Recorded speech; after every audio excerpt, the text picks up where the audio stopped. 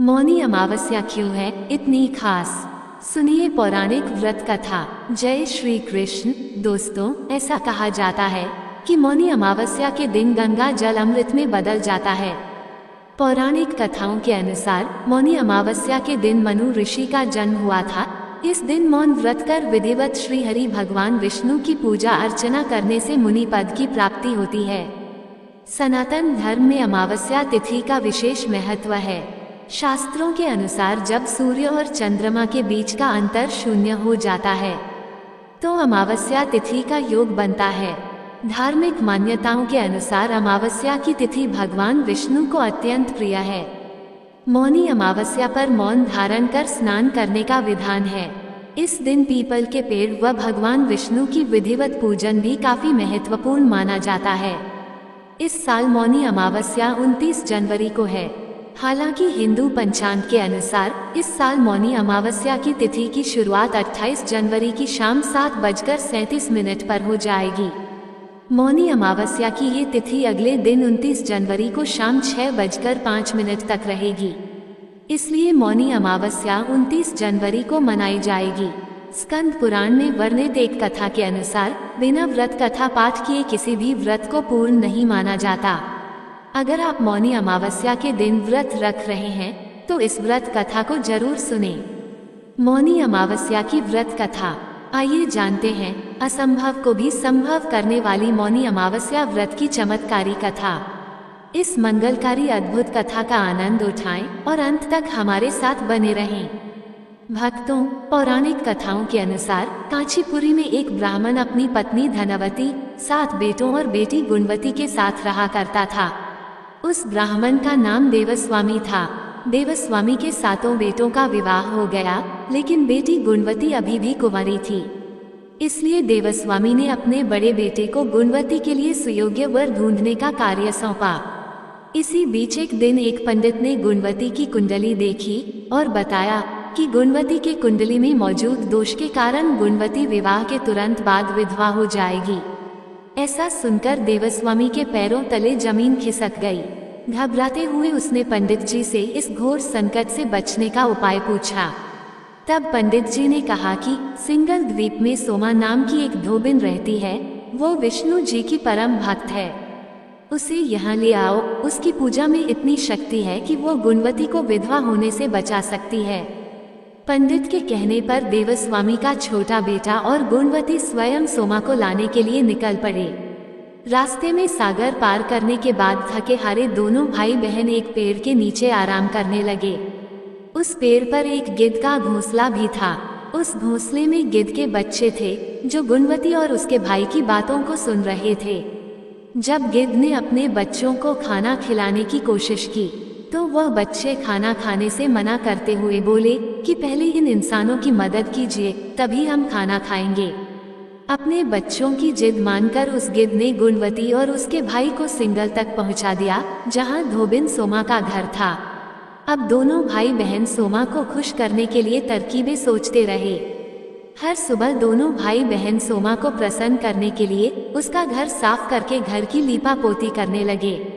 जब सोमा ने अपनी बहुओं से इस बारे में पूछा तो उसकी बहुओं ने उससे झूठ बोला कि घर की साफ सफाई बहुएं स्वयं ही करती हैं। किंतु सोमा भी अत्यंत चतुर थी। उसने अगली सुबह जल्दी उठकर गुणवती और उसके भाई को साफ सफाई करते हुए देख लिया। वह दोनों के काम से बहुत ही खुश हुई और सारी बात जानकर दोनों के साथ उनके गांव चलने के लिए तैयार हो गई। चलते समय सोमा ने अपनी बहुओं से कहा कि मेरी अनुपस्थिति में यदि किसी का देहांत हो जाए तो उसका दाह संस्कार मत करना, बल्कि मेरे वापस आने की प्रतीक्षा करना। और फिर सोमा बहन भाई के साथ कांचीपुरी पहुंच गई। दूसरे दिन गुणवती के विवाह का कार्यक्रम तय हो गया। कुंडली दोष के अनुसार सप्तपदी होते ही गुणवती के पति का देहांत हो गया। सोमा ने तुरंत अपने संचित पुण्यों का फल गुणवती को प्रदान कर दिया, जिसके फलस्वरूप तुरंत ही उसका पति जीवित हो उठा। सोमा उन्हें आशीर्वाद देकर अपने घर चली आई। उधर गुणवती को पुण्य फल देने से सोमा के पुत्र, जमाई तथा पति की मृत्यु हो गई। उस दिन मौनी अमावस्या का दिन था। सोमा ने पुनः पुण्य फल संचित करने के लिए अश्वत्थ, अर्थात पीपल के वृक्ष की छाया में विष्णु जी का पूजन करके 108 परिक्रमाएं की। अंततः उसके परिवार के मृतक जन जीवित हो उठे और इस प्रकार सोमा को उसकी निस्वार्थ भक्ति का महाफल प्राप्त हुआ। इस प्रकार मौनी अमावस्या के दिन किसी पवित्र नदी में स्नान कर विधिवत भगवान विष्णु की पूजा अर्चना करने व पीपल के पेड़ की परिक्रमा करने से मनोवांछित फल की प्राप्ति होती है तथा परिवार के सदस्यों पर भगवान का आशीर्वाद सदैव बना रहता है। निष्काम भाव एवं भक्ति से सेवा का फल मधुर होता है। इस व्रत का यही लक्ष्य है। हम प्रार्थना करते हैं कि श्री विष्णु जी ने जैसे गुणवती और सोमा का कल्याण किया, वैसे ही आप सभी का कल्याण हो। मौनी अमावस्या के दिन मौन व्रत रखकर मन, वाणी और कर्म से पवित्रता बनाए रखना शुभ माना जाता है। इस पौराणिक कथा के अनुसार मौन व्रत रखने से व्यक्ति अपने पापों से मुक्त होकर मोक्ष की ओर अग्रसर होता है।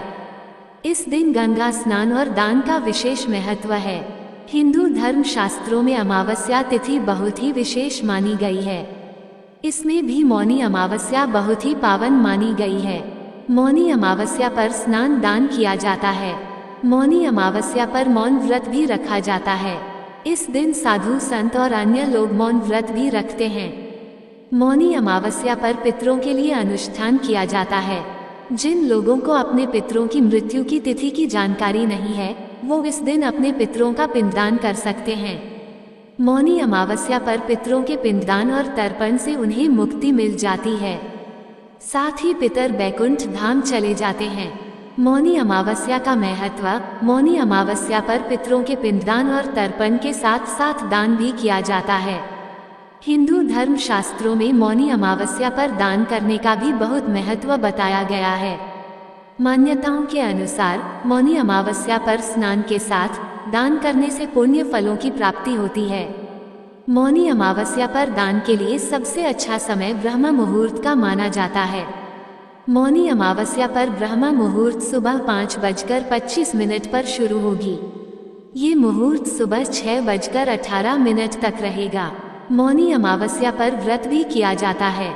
मौनी अमावस्या का व्रत करने से आत्मसंयम, शांति और मोक्ष प्राप्त होता है। शास्त्रों में कहा गया है कि मौनी अमावस्या का व्रत करने से समाज में मान सम्मान बढ़ता है। दोस्तों, चलिए अब जानते हैं कि इस दिन मौन व्रत क्यों रखा जाता है। मौनी अमावस्या पर मौन व्रत भी रखा जाता है। इस दिन लोग आत्मसंयम और मानसिक शांति के लिए मौन व्रत करते हैं।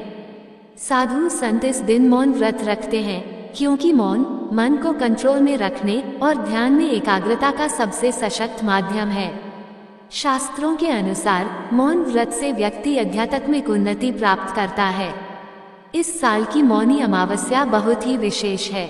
भगवान सूर्य इस समय मकर राशि में गोचर कर रहे हैं। वहीं 29 तारीख को चंद्रमा भी मकर राशि में गोचर करेंगे। गुरु पंचम भाव में विराजमान हैं। ऐसे में एक उत्तम स्थिति बन रही है। इस दिन सिद्धि योग का भी निर्माण हो रहा है। महाकुंभ में इस दिन अमृत स्नान किया जाएगा। इस वजह से इस साल की मौनी अमावस्या बहुत विशेष रहेगी। इस दिन अगर आप व्रत रख रहे हैं तो प्रातः उठकर सबसे पहले स्नान करें और फिर भगवान विष्णु और भगवान शिव की पूजा करें। साथ ही मौनी अमावस्या की व्रत कथा सुनें। तो दोस्तों, आपने आज के इस वीडियो से क्या सीखा और दोस्तों, आपको ये कथा और जानकारी कैसी लगी, कृपया कमेंट करके जरूर बताएं। वीडियो पसंद आया हो तो लाइक करें और अपने दोस्तों के साथ शेयर करें। कमेंट बॉक्स में जय श्री कृष्ण लिखना ना भूलें और ऐसी ही और भी बहुत सारी कहानियों को सुनने के लिए चैनल को सब्सक्राइब जरूर करें। धन्यवाद।